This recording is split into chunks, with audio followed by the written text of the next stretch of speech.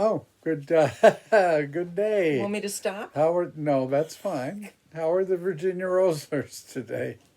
Obviously, I'm wearing my Michigan shirt. As I'm recording, they're starting to play a game.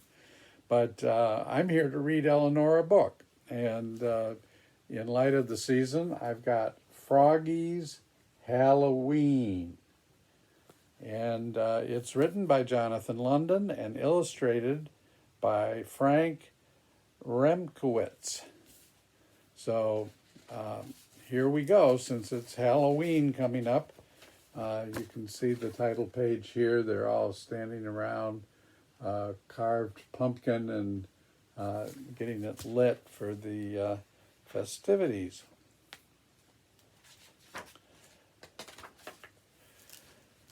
For Froggy, Halloween meant candy, but it also meant dressing up. He wondered, what should I be for Halloween?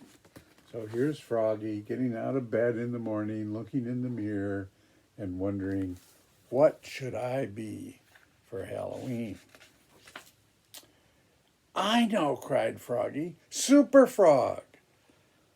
Flying high over the city, faster than a dragonfly, stronger than a bullfrog. That's how he imagined him flying over the city, fast and strong.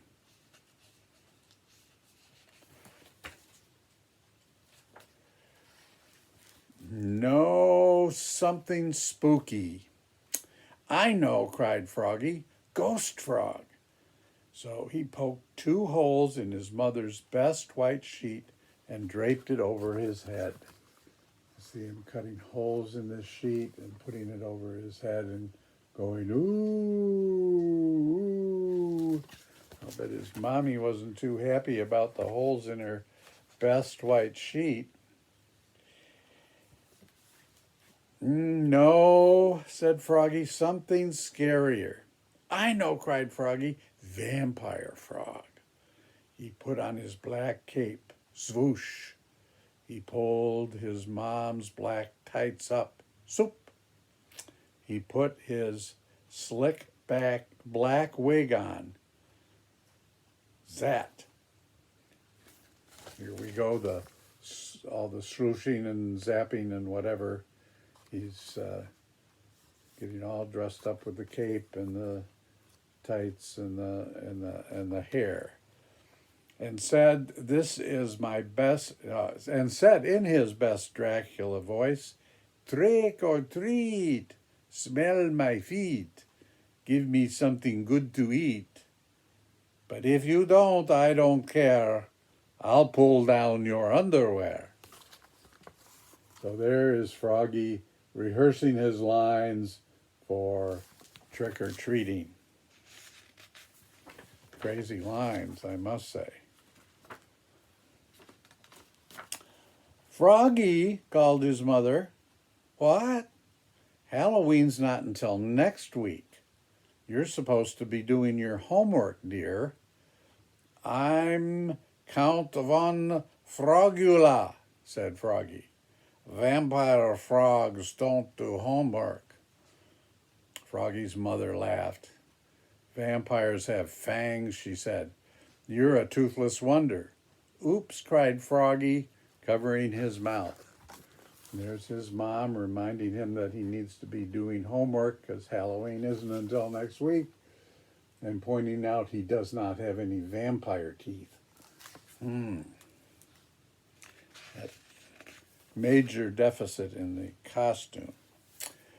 So all week at school, Froggy wondered, what should I be for Halloween? A football player, a cowboy, a zombie? There he's sitting there wondering and wondering, what should he be? Football, cowboy, zombie. Froggy, cried his teacher, Mrs. Witherspoon. What? Kindly keep your mind on your work, dear.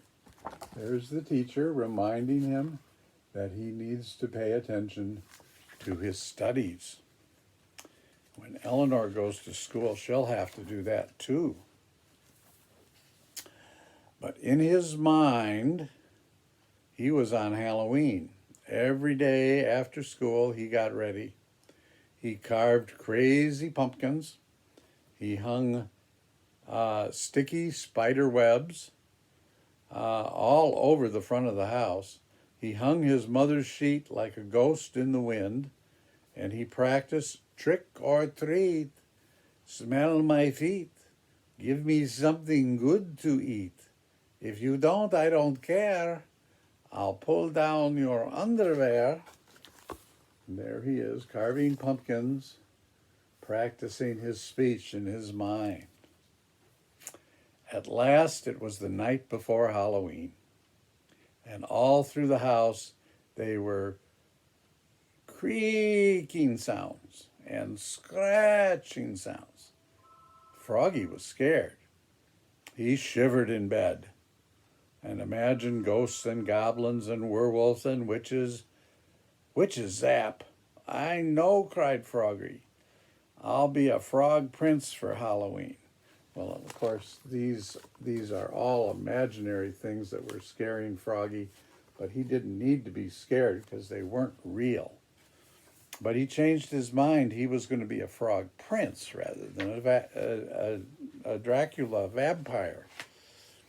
And in the morning, he put on his black cape, swoosh, pulled up his mother's black tights, zoop, and put on his black wig, zap. So I guess the Frog Prince is going to be a lot like this vampire, but different. And then he plucked on a gold crown, zunk, and flashed his mighty sword, ta-ta. So his gold crown goes on, and he gets his sword, and now he looks more like a prince than a vampire.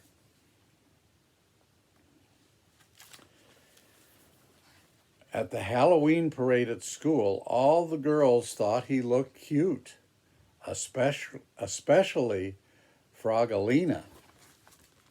So here's the parade of costumes at school, and I think we can guess who Frogalina is. Looks like that girl really thinks he's cute.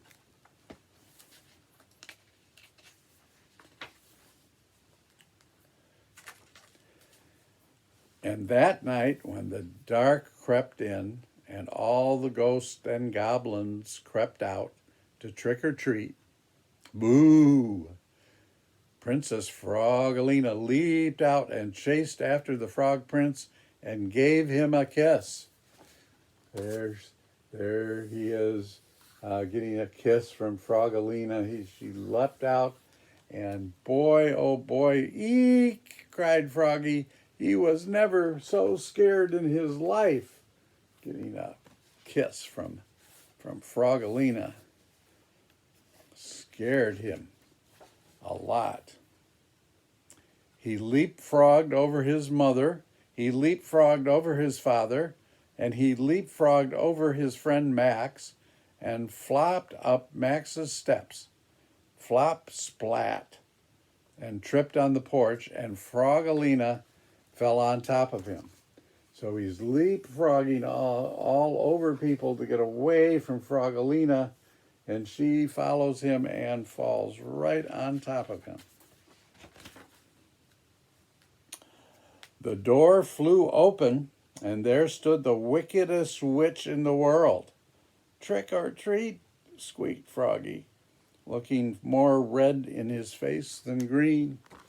So there he is, all collapsed on the porch with Frogalina on top, and this witch comes out, and he manages to say trick or treat.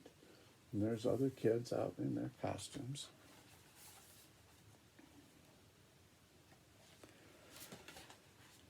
Luckily, Frogalina ran away, thank the Lord.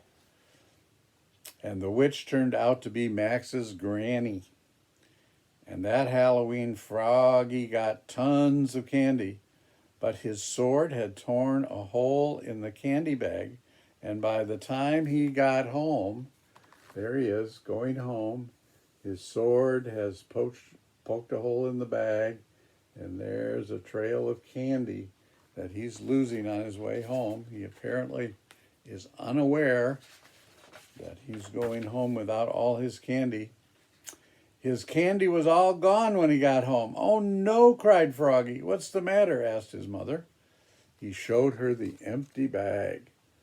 Empty bag. Froggy is all upset. "Well, you're in luck," said his mother, holding up a full bowl. "I guess nobody likes my treats." And what do you think she gave him? Chocolate covered